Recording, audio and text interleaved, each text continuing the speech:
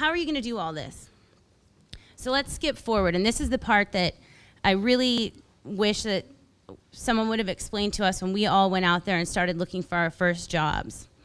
The job hunt is, I mean, it's uncharted waters. Nobody really knows what they're doing. They don't teach you that here because they don't have enough time. So hopefully this will help you a little bit when you graduate and it's time to go. So the first thing is use that list. That list is going to now serve as your guide. Your first job is extremely important. When I graduated, a CD told me that your first job depicts which club you're going to be in. Are you going to be in the cool club, the creative club, the interactive club, or like kind of a lazy club? Like which one are you going to start out in? So it matters a lot. So find out which club you want to be in and then do everything you can to get in that club. So the next thing is use your contacts to get more contacts. And this is especially easy now with the 95 social networking sites that we're all on. Those teachers that you impressed, I mean, now it's time to ask them for a favor. Okay, let's say you want to work at Wyden, but you don't know anybody at Wyden. Well, maybe your teacher knows somebody at Wyden, or maybe one of your friends from school interned somewhere and knows someone who knows someone at Wyden, because all you're looking for is an email address to just find out how to start the conversation and talk to a real person at that place that you want to be. So let's talk about that email, because I feel like nobody ever talks about that email that you send. But that initial email, it can really mess it up for you if you mess it up. I mean, it's not a big deal. Just keep it short and sweet. 6 lines max. If it's longer than that, people aren't going to read it. And they're too busy, and it's just not going to happen. So also, if you have a name you can drop that name shamelessly, because we feel like we owe something to someone who somehow knows someone we know. So take advantage of that, but always ask the person before you drop their name in the email, because maybe they don't want you doing it. So this is the formula. I've never shown anyone this before. It's a little embarrassing, but this is kind of the formula that I used when I sent out emails after graduating. I would always say hello. I would immediately say, oh, our mutual friend, so-and-so. And then I would say my story, you know, I just graduated, blah, blah, blah. And then I'd say, you know, do a little ass kissing. Oh, I loved this work, or something like that. And then straight up ask the question that they really know that you're asking. Are you guys hiring? Can I get an interview? Can somebody meet with me? Look at my book, whatever. And then one tiny little, like, joke, you know, something that's going to make them chuckle.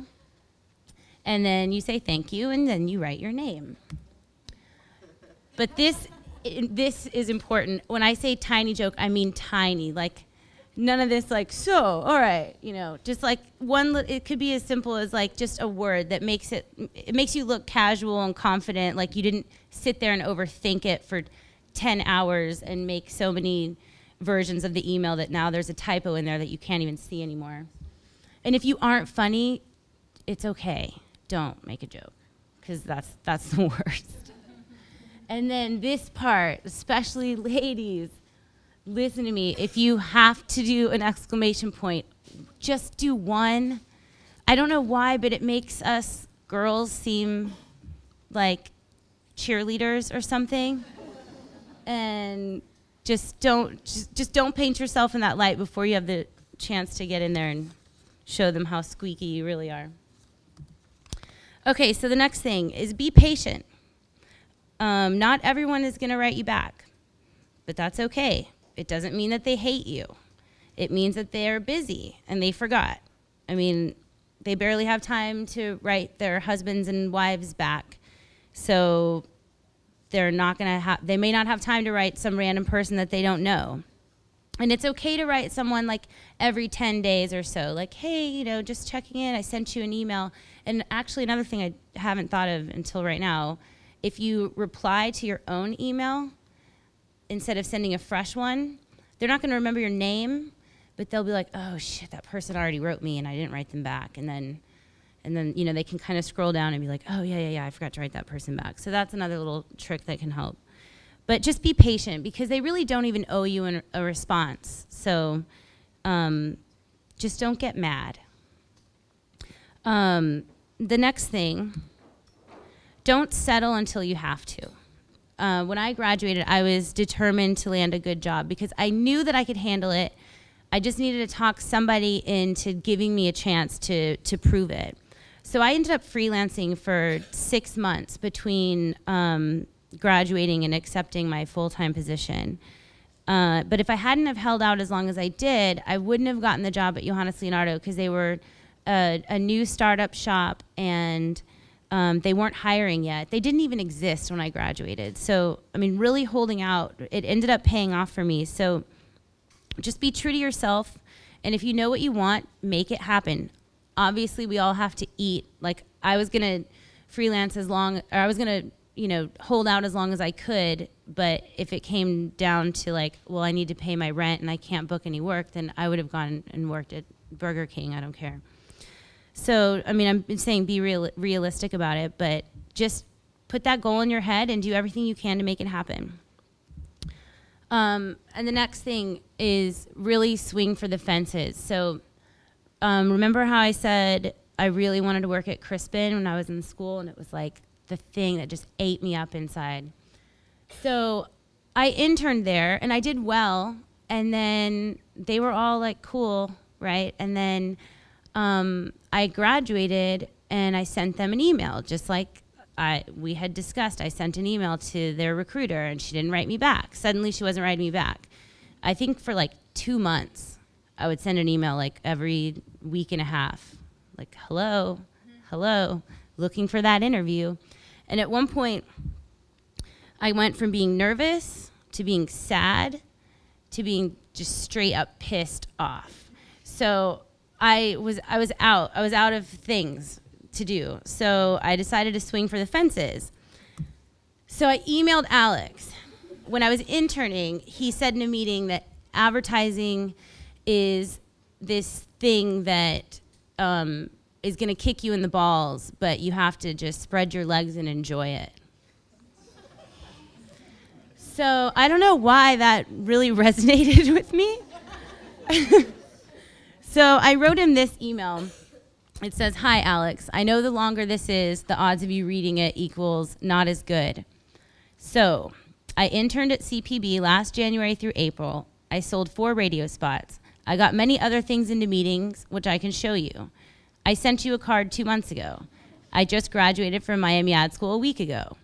I am a girl, but I too deserve the chance to spread my legs every day and get kicked in the balls. I'm asking you to kick me in the nuts, or at least agree to look at my book. I'll fly there. Thanks for reading. He responded. So I got this back. Such an offer. Thanks for the note. Love the initiative. Will you get your samples to Megan so she can distribute them to the CDs in advance to your visit? We don't hire people right out of school very often, but who knows? Megan, will you make this happen? Which means he CC'd that person that hadn't responded to me in like 2 months. So that was awesome. And less than a week later, I was on a plane out there to interview. Now, this is kind of a shitty part, but the story would be so much better if I told you I got the job, but I didn't get the job. But I was so close. And I did everything that I could to make it happen, and it just didn't happen, and I was devastated, but it leads me to my final thought, and that is that you don't necessarily know what's best. As I said in the beginning, this is advertising. It's not all going to be this smooth process and concepting and executing, and even getting your first job, it's not going to be cut and dried, no big deal. So just do your best, then you can never be disappointed in yourself. Send an email about getting kicked in the nuts. You never know what could happen. And just trust the process.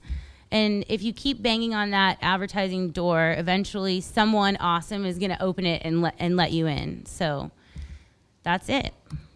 Good luck.